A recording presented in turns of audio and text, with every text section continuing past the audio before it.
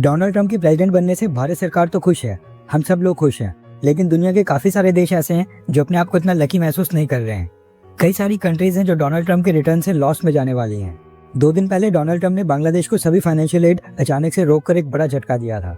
और बांग्लादेश से याद आया, हमारे प्रधानमंत्री मोदी जी का एक ट्वीट इस समय काफी वायरल हो रहा है। स्क्रीनशॉट आपकी स्क्रीन के ऊपर है। ट्वीट में प्रधानमंत्री मोदी ने लिखा है, there is no place for infiltrators from Bangladesh who have come to further the vote bank politics agenda of others, they should be sent back. यानी बांग्लादेशी घुसपैठिए भारत में वोट बैंक पॉलिटिक्स को बढ़ावा देने के एजेंडा से लाए गए हैं, इनको जल्दी से वापस भेज देना चाहिए। ये स्टेटमेंट नरेंद्र मोदी जी ने साल 2014 में 22 फरवरी को जारी की थी और ये साल 2014 के लोकसभा इलेक्शन से 2-3 महीने पहले की स्टेटमेंट है। उसके बाद प्रधानमंत्री मोदी 3 बार लोकसभा इलेक्शन जीत चुके हैं, लेकिन जो डिमांड वो तब के प्राइम मिनिस्टर मनमोहन सिंह से करते थे वो उन्होंने आज तक पूरी नहीं की है। 11 साल हो गए बीजेपी की गवर्नमेंट को, लेकिन एक भी बांग्लादेशी को डिपोर्ट करके वापस बांग्लादेश नहीं भेजा गया है। उल्टा लाखों करोड़ों बांग्लादेशी प्रधानमंत्री मोदी के कार्यकाल में भी भारत में एंटर हुए हैं। अभी हम म्यांमार के रिफ्यूजीज और रोहिंग्या मुस्लिम्स को तो काउंट भी नहीं कर रहे हैं। और यहीं पर आ जाता है प्रधानमंत्री मोदी और प्रेसिडेंट डोनाल्ड ट्रंप में सबसे बड़ा डिफरेंस। डोनाल्ड ट्रंप ने सरकार से बाहर रहते हुए जो प्रॉमिस और वादे किए थे, डे 1 से ही उनको पूरा करना स्टार्ट कर दिया है।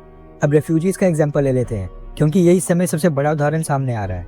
डोनाल्ड ट्रंप ने अपने इलेक्शन कैंपेन में बोला था कि अगर वो कमला हैरिस को हराकर प्रेसिडेंट बनते हैं तो वो अमेरिका से सभी इलीगल इमिग्रेंट्स को वापस उनके देश भेज देंगे। प्रेसिडेंट बनने के बाद से डोनाल्ड ट्रंप ने डे 1 से इलीगल इमिग्रेंट्स को वापस भेजना स्टार्ट कर दिया है। प्लेन्स में इलीगल इमिग्रेंट्स को भर भर के वापस उनके देश भेजा जा रहा है। और जो देश डोनाल्ड ट्रंप के अगेंस्ट जा रहे हैं उनका हाल कैसा होगा, अभी वो कुछ ही घंटे पहले कोलंबिया के रूप में हम सबने और दुनिया भर की सरकारों ने देख ही लिया है। दरअसल डोनाल्ड ट्रंप एडमिनिस्ट्रेशन ने कोलंबिया के इलीगल इमिग्रेंट्स को आइडेंटिफाई करके अरेस्ट किया था और 2 स्पेशल मिलिट्री कार्गो प्लेन्स में उनको भर के उनको कोलंबिया के लिए रवाना कर दिया था। जब ये अमेरिका के दोनों मिलिट्री प्लेन्स कोलंबिया की एयरस्पेस में एंटर हुए, वहां पर पहुंचे तो कोलंबिया ने अमेरिकन प्लेन्स को लैंड करने की परमिशन ही नहीं दी, जिसके बाद कोलंबिया के इलीगल इमिग्रेंट से भरे ये दोनों प्लेन वापस अमेरिका चले गए।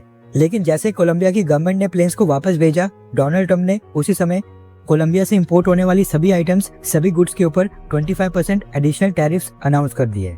कोलंबिया की गवर्नमेंट के ऑफिशियल्स के ऊपर सैंक्शंस लगा दिए और डोनाल्ड ट्रंप ने 7 दिन का समय दिया और कहा कि अगर कोलंबिया ने अपने सभी इलीगल इमिग्रेंट्स को वापस नहीं लिया एंड अमेरिकन मिलिट्री प्लेन्स को लैंड करने की परमिशन नहीं दी तो वो ये टैरिफ्स 25% से भी बढ़ाकर 50% तक कर देंगे। यानी जो आइटम 100 रुपए की है वो बाद में 150 रुपए की हो जाएगी। डोनाल्ड ट्रंप की स्टेटमेंट के बाद कोलंबिया ने भी अनाउंस किया कि वो भी अमेरिका से आने वाले सभी सामान के ऊपर 25% का एडिशनल टैक्स लगाएंगे। लेकिन कुछ घंटे के बाद जब कोलंबिया गवर्नमेंट का फितूर उतर गया, उसके बाद अभी कोलंबिया ने अनाउंस किया है कि वो अपने इलीगल इमिग्रेंट्स को वापस लेने के लिए पूरी तरह से रेडी हैं और डोनाल्ड ट्रंप एडमिनिस्ट्रेशन के साथ फुली कोऑपरेट करेंगे। जिसके बाद अब डोनाल्ड ट्रंप एडमिनिस्ट्रेशन ने नोटिफिकेशन जारी करके कहा है कि जब तक इलीगल इमिग्रेंट्स की पहली फ्लाइट कोलंबिया में लैंड नहीं करती है तब तक वो पीछे नहीं हटेंगे। हमें पता है कि भारत अमेरिका जितना स्ट्रांग नहीं है और बांग्लादेश की स्ट्रेटेजिक इंपॉर्टेंस भारत के लिए काफी ज्यादा है। हम ये नहीं कह रहे हैं कि बांग्लादेशियों को पकड़कर प्लेन में डाल दिया जाए और बांग्लादेश भेज दिया जाए, लेकिन एटलीस्ट प्रधानमंत्री मोदी कोई ऐसा स्टेप तो उठा सकते हैं जिससे पता चले कि बांग्लादेशी घुसपैठियों को वापस भेजने के लिए मोदी सरकार सीरियस भी है। क्योंकि पिछले 11 सालों से हम स्टेटमेंट ही सुन रहे हैं।